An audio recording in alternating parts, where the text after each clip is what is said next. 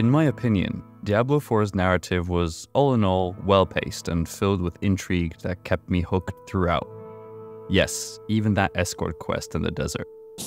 Drink with me, Deckard. I especially enjoyed the ending, which, if you know a little bit about the Diablo universe, revealed some pretty big things, such as how Mephisto might have been a little more involved in the plot than originally thought. Spoiler warning, I'm going to be spoiling the entire Diablo 4 campaign. You've been warned. In this video, I'm going to explain the 5 big events that happen at the end of the campaign, from Lilith defeating Inarius to Neyrelle making the decision to take on the primevals by herself. There are a lot of things to cover, and at the end of the video, I'll be making a few educated guesses about what the end credit scene means. Did you catch it during your playthrough? I'll also be looking at what information we have about the story in Season of the Malignant, which will probably clear some things up about the Cathedral of Light after the ending of the main campaign. As usual, all the chapters are in the description so you can jump around at your own convenience. But first, let me quickly talk to you about today's sponsor. Welcome to Bloodline Heroes of Lithis, a free hero collector RPG with a twist. Collect heroes, build kingdoms, and craft half-blood heirs from mystical bloodlines. Download it now using the link in the description or scan the QR code on screen to unlock an incredible starter pack. New unique characters appear every fortnight, like the Goatfolk Stonethrowers, skilled marksmen from the Dragonborn lands. Engage in the most unique gacha gameplay with over 1,000 hybrids, collect champions, expand your kingdom, and create unique hybrids by marrying any 2 bloodlines. Endless champion bloodlines ensure never-ending options. Discover visually stunning 3D graphics and custom looks for your champions. Hybrids inherit parental traits, and skins add further personalization. Unlock hybrid champions through rewarding late-game PvP. Download now for free on Android and iOS. Use my link or scan the QR code on screen to redeem a free starter pack with a summoning crystal, 100,000 gold, and 100 diamonds worth $20. The first 30 players to share their in-game ID and username under the pinned comment of this video get a free Legendary Female Orc Champion, Ugrull. Thank you again to Bloodline Heroes of Lithis for sponsoring this video. Now, let's talk some Diablo.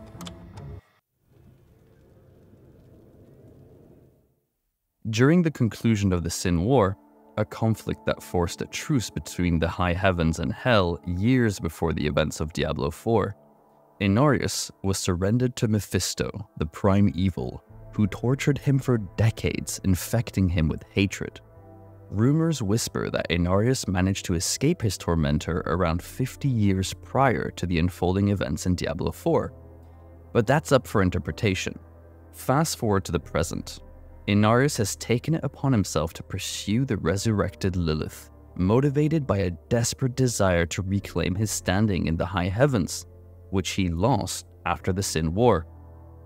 He believes that the act of killing Lilith would serve as proof of his loyalty and dedication to the heavenly cause.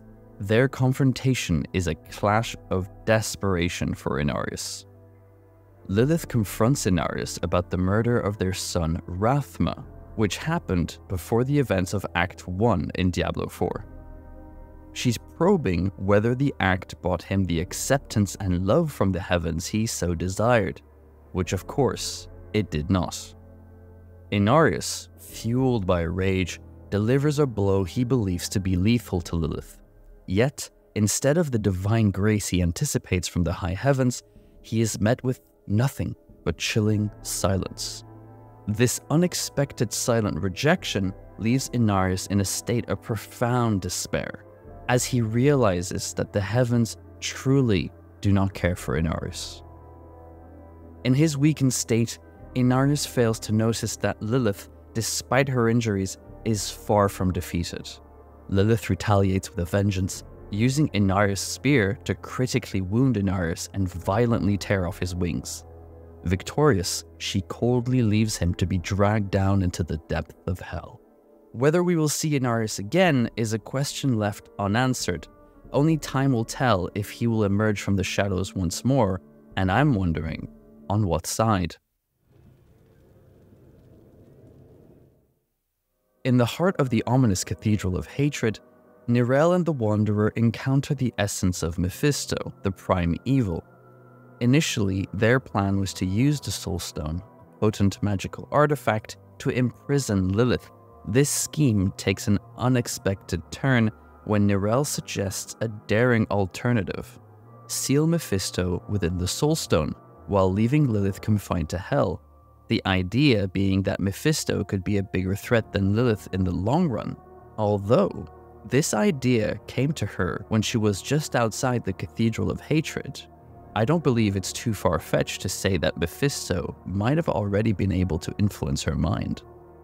Anyway, although this plan teems with peril, the looming threat of Lilith seizing the Soulstone and gaining access to Mephisto's formidable power is palpable. The Wanderer decides to place their faith in Neyrelle.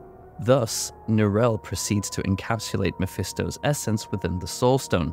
As Mephisto is gradually entrapped within the artifact, he ominously declares that they have effectively sealed their fate. This cryptic statement suggests an unsettling revelation. It appears that the events unfolded exactly as Mephisto had meticulously orchestrated. This widely accepted speculation amongst the Diablo 4 community indicates that this may have been Mephisto's intricate plan all along. By aiding the Wanderer throughout their journey, Mephisto effectively manipulated them into turning against Lilith, while at the same time helping Mephisto. With his essence now securely contained within the Soulstone, Mephisto finds himself liberated from the confines of Hell. This newfound freedom allows him to extend his malevolent influence more effectively, beginning with Neyrelle. It seems to me that Mephisto's long game has come to fruition, revealing a meticulously crafted strategy where every move was a carefully calculated step towards his ultimate goal. Revived by the devotion of her best buddy Elias, Lilith finds herself once more in a physical form. Her plan unfolds as a grand scheme to face the prime evils, draw their power into herself, and act as a bulwark against both heaven and hell, thereby safeguarding Sanctuary and humanity from the endless conflict. Following the finale of Diablo 3 Reaper of Souls, the Black Soulstone, the container holding the spirits of the primevals, was shattered. This event resulted in the liberation of the primevals, who were cast back into Hell. There, they've been quietly regaining their strength and power. Lilith perceives this weakened condition as an advantage for her plan. She sets her sight on Mephisto, her father, and the one she despises above all, intending to absorb his power. As the situation escalates in the Cathedral of Hatred, the Wanderer makes a sacrificial decision to hold off Lilith, enabling Neyrelle to slip away with the Soulstone through Mephisto's portal. This sets the stage for an epic showdown between the Wanderer and Lilith. At the climax of their battle, Lilith succumbs to the Wanderer's might, but not without leaving a chilling warning of the more significant threat that Mephisto poses. While it appears as though Lilith has been turned to stone and subsequently crumbled to dust, it's plausible that she has merely been banished back to the depths of Hell. From there, she could potentially recuperate, regroup, and rally a fresh horde of demons to her cause. Whether we will witness Lilith's resurgence remains an open question. In the midst of a monumental clash between the forces of Hell and the Cathedral of Light in the infernal plane itself, Reverend Prava finds herself beset by demons. Overwhelmed yet resilient, she manages to endure and is eventually rescued by the Wanderer and the Horadrim group. Waking up after her ordeal, Prava is consumed by a burning resentment against the Horadrim, who she holds responsible for the demise of Inarius. Following the defeat of Lilith, the Wanderer makes their way back to Lorath, only to discover that Neyrelle and the Soulstone have disappeared. Attempting to find answers, the Wanderer and Lorath head to the Horadric Vault, but their journey is abruptly interrupted. Yosef, a former ally who helped you escape Nevesk in Act 1, confronts the Wanderer and Lorath, flanked by a contingent from the Knights Penitent of the Cathedral of Light. Although Lorath tries to negotiate with them for a peaceful outcome, Yosef has more sinister plans and sets the Night Penitent on you. In the aftermath of the encounter, it is revealed that Reverend Mother Prava has declared the Horadrim as enemies. The Horadrim have used their dark magics to bear a great evil into our world. Commit their wicked souls to the Father and retrieve the Soulstone. She has issued a decree to kill Lorath and the Wanderer and to seize the Soulstone. Blaming the Horadrim for the death of Inarius in Hell, Prava has let hatred guide her actions. This shift in the Cathedral of Light's stance might be the work of Mephisto, cunningly manipulating the situation by fueling the hate in Prava's heart. After all, how else could she have survived the demons in Hell if it wasn't to play a part in Mephisto's plan? On reaching the Horadric vault in search of Neyrelle, the Wanderer discovers a letter etched in Horadric script. This letter, penned by Neyrelle herself, reveals her decision to take a solitary journey. Neyrelle's determination to face Mephisto and his brothers alone stems from a sincere desire to shield her friends from the inherent dangers of her mission. The letter, therefore, leaves the title of the last Horadrim upon Lorath. This choice by Neyrelle, however, is shrouded in suspicion. The presence of the Soulstone, now housing Mephisto, one of the most powerful prime evils in existence, might be a crucial factor in Neyrelle's decision. As she journeys on, the malign influence of Mephisto subtly seeping from the Soulstone could be slowly swaying her. Lorath and the Wanderer reunite at Firebreak Manor, where Lorath reads the letter. As Neyrelle's words echo around him, he understands her intentions of facing him and his brothers, hinting at a showdown with the prime evils, Mephisto, Diablo, and Baal. Despite the daunting challenges that lie ahead, Lorath thinks nothing of it and is super chill with the decision. I'm still not sure why. Anyway, Neyrelle's letter ends on a hopeful note, encouraging Lorath to carry forward their mission and safeguard Sanctuary from the evil forces of Hell. Neyrelle now walks alone with Mephisto in her pocket. Sounds like a good idea, right? That's never gone wrong for anyone before. Ever. The mysterious images that appear after the credits provide a glimpse into the potential future of Diablo's story.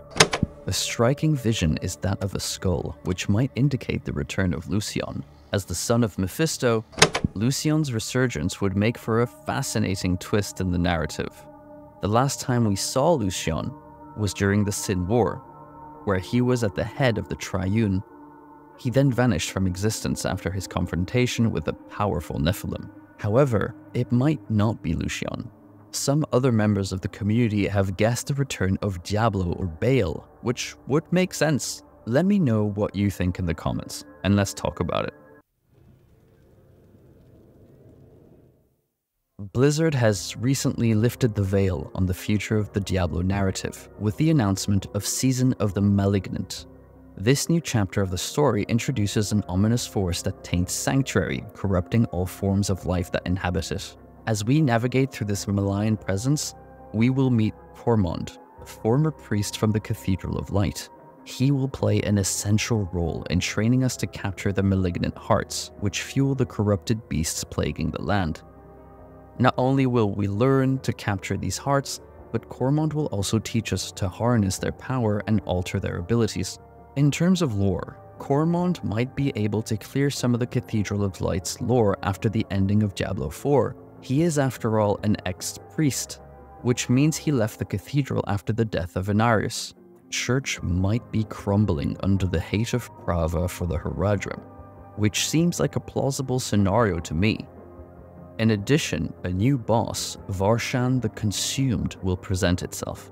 Although I'm not currently clear if this character will have an accompanying storyline, but I sure do hope so. If you're watching this after Season 1, you probably have the answer to that.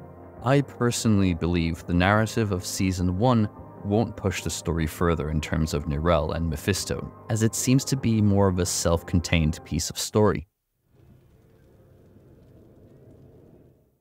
As of now, the fate of Sanctuary still hangs in the balance as events unfold at the end of the campaign. The ending bears witness to the defeat of Inarius at the hands of Lilith, Mephisto's sly maneuver to get sealed within the Soulstone, and the Wanderer's struggle against Lilith. All the while, hatred burns a hole in the heart of Prava. Meanwhile, Neyrelle undertakes a hiking trip with the Soulstone, very likely under Mephisto's corrupting influence, and finally, enigmatic post-credit visions raise speculations about the return of another great evil.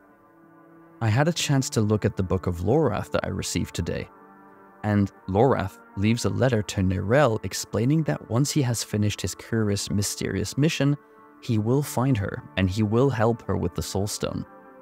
I'll make a separate video about that book once I've gone through it properly. It's got a lot going on. As the story of Diablo 4 continues to unravel, I ask myself, what future awaits us in Sanctuary, and what part do we play in it? Anyway, thank you so much for watching, and make sure to let me know where you think the story will go from here in the comment section. I want to talk about it.